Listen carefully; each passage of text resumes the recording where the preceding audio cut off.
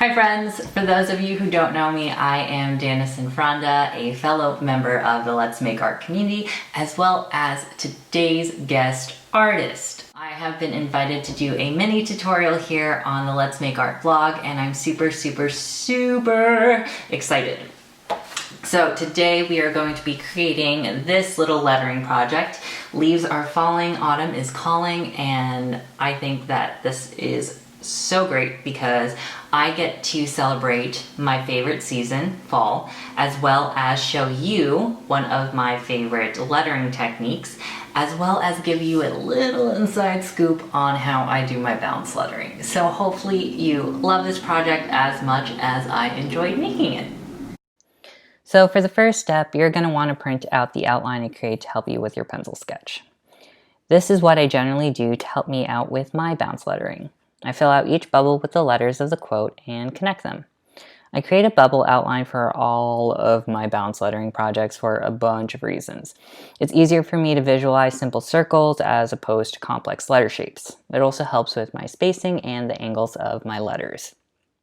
Lastly, it also helps me reiterate the idea that hand lettering is drawing letters and not writing them. So I'll just fill out all of my bubbles without really thinking about the line thickness too, because I'll do that during the next step. So once you're happy with your layout, now I'm going to trace over the quote with any dark color dual brush pen. And with the colors I have, I'll use 977 Saddle Brown. This is where I really focus on the thin up and thick on the down. Don't be fooled by the time lapse. This actually takes me the longest amount of time in this project. Now, using your light box, lay down your completed template. Personally, I love angling my quotes so that I don't get stressed over it being perfectly straight, but if you want it to be straight, go for it. Once you're happy with an angle, lay a piece of Strathmore Bristol paper over your template and trace the quote with the N95 Cool Gray dual brush pen. I like using a super light and neutral color like N95 for this technique because it gives me a great and super light guideline without having to worry about muddying up any colors I lay down in the next step. So once you're done tracing, set aside your template for later. Now for my favorite step. Start by making marks with alternating colors with the drawed letters. For this project, I alternate between 885 Warm Red, 985 Chrome Yellow, 026 Yellow Gold, and 977 Saddle Brown. And here is where you can really play with it. If you want your letters to be more yellow, make your yellow areas longer when you lay down the color. If you want to only just use Warm Red and Saddle Brown, go for it. I like to lay down all of one color first, then pick up the next color and repeat. You don't need to have the colors touch either or look pretty when you lay them down. The next step was smooth everything out. Trust me. And as an added bonus, if you leave a good amount of space empty without color, it'll add a cool faded effect when we start blending. Here is where the magic happens. Using your trusty N00 blender pen, go over your letters to blend everything together. For the areas that you didn't lay any color, just pull from the pigment that you laid down in the previous step. From my experience, I typically have to go back and forth over a stroke 2 to 3 times to get it blended.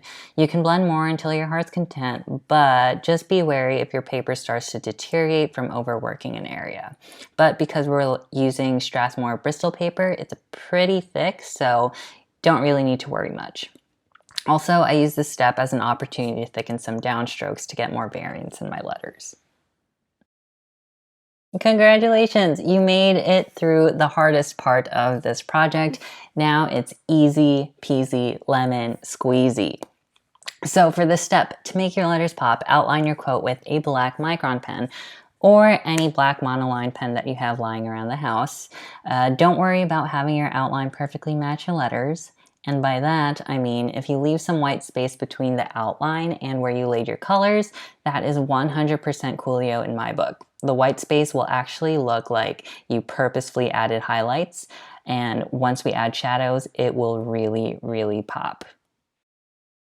And for the final step, using N95 Cool Gray, add a shadow to your letters for even more of a pop. And here's my little sheet for adding a shadow.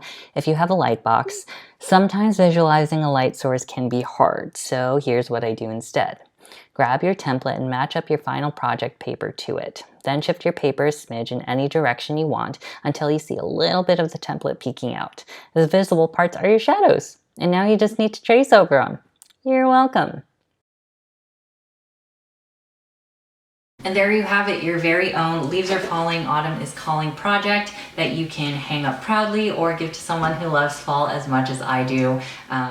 This is a super simple project that I made so that you can customize it and really make it your own. Try out different colors, do a different quote, draw around the lettering to make it more festive. Just make it yours and have fun. I hope you guys have an amazing fall. Have a fall drink and go on a brisk walk for me. That would just make me happy, and I will see you guys on the Facebook groups. I love seeing everyone's creations and it inspires me and makes me so happy to be part of a community. So thank you so much for having me, and I will see you around. Bye.